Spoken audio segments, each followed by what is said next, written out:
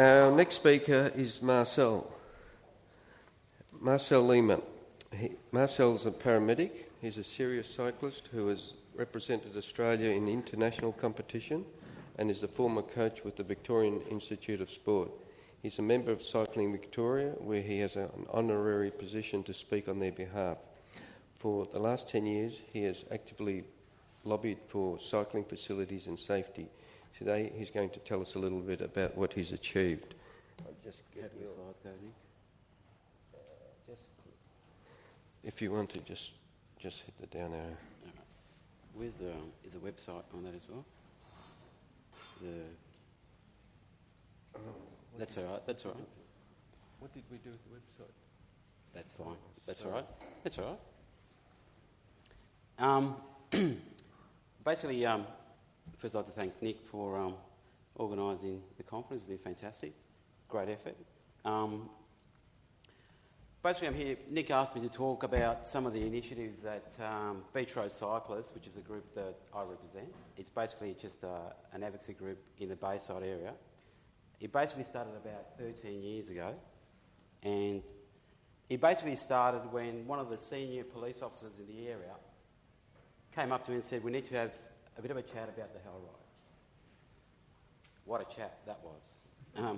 Basically, everybody pretty much aware of the Hell Ride and the issues associated with it.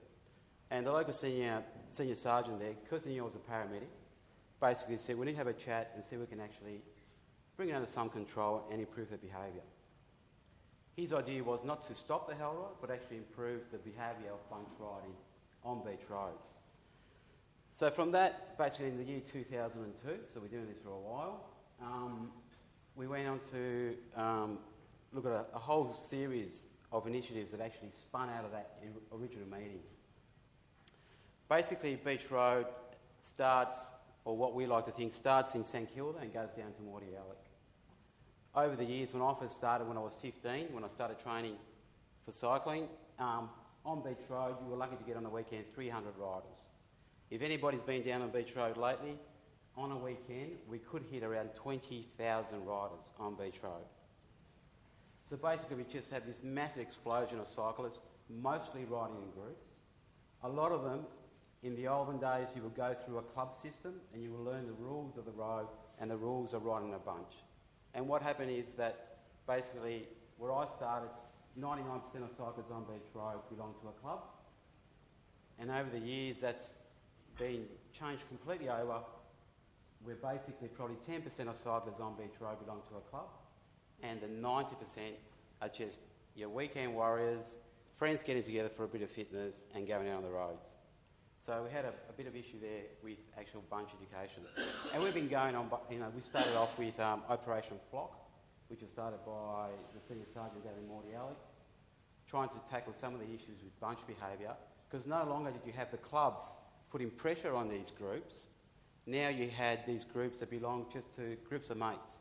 So there was no external pressure on them. And to the culture and how to behave within a bunch. So that was part of our work. As a paramedic, I work in the Bayside area. I have worked for nearly 2 decades. Somebody just pointed out the other day and I felt really, really old. And basically, my main hospital that I deal with is Sandringham Hospital. And lo and behold, at Sandringham Hospital, the head of the emergency department is a guy by the name of James Taylor, Dr. James Taylor. And every time I dropped off a patient, sometimes a cyclist, I will have a chat to James. James and myself got together. We saw there was an actual issue on Beach Road with a number of injuries.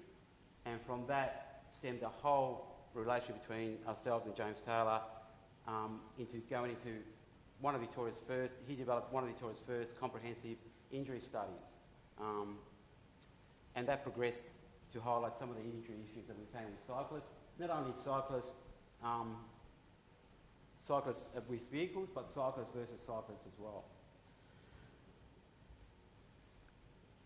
One of the main initiatives that came out of all of this was Council wanted, in 2003, Council came to Beach Road cyclists and cyclists in the area and said, "We've got a great plan.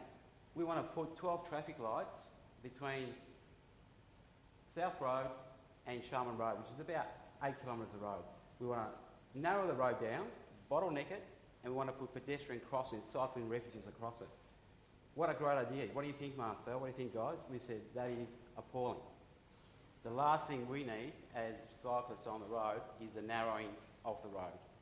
Even though these narrowings, we're going to have traffic lights and we're going to allow certain cyclists to get onto the shared path across the road, we thought anything that narrows the road and brings vehicles together, especially cyclists, and there's plenty of studies from Victoria to prove that, increases the likelihood of cyclists getting injured. So what Bayside Council thought was going to be a good thing for cycling, it was going to be maybe a good thing for recreational cyclists on the shared path, but the vast majority of cyclists were using the road was going to create an issue with injuries and probably death, because you were actually creating these injury spots all along Beach Road. So we began a bit of a campaign to try to overturn some of Council's decisions on that. So basically the whole issue with our existence has been injury prevention and death prevention of cyclists. We worked very closely with Victoria Police. If Victoria Police hadn't got involved in the initial stages of the Beach Road no stopping zone, that's where we removed all the car parks, probably 20 kilometres of car parking for 2 hours on the weekends to increase the flow of the road and reduce injury. If we hadn't worked with Vic Police hadn't come on board, we would not have a clearway or no stopping sign on Beach Road. I guess why Nick actually got me here is to actually highlight the importance of local advocacy. There is no way I know what's going on in Geelong or what I know is going on in the Boardwalk arrangements. So basically, we worked with Victoria Police on, because we built that relationship with Victoria Police and councils, we worked on issues like registration, demerit points, which you would have heard many times in the media.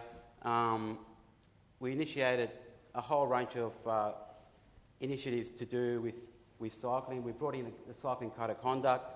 We developed that. We continued to work with Sandown Hospital, who then went on to bring in and develop a greater injury study with Paul Bigler, which was published last year, which is great. If you haven't had a chance to have a look at it. And we continue now to work on different issues. We've developed a doorway bike lane for Chapel Street. We're working on that. Clementon Brown, the local member, was kindly enough to lobby his colleagues, and we ended up, I think there's a fair bit of money came in after there was no money in the budget.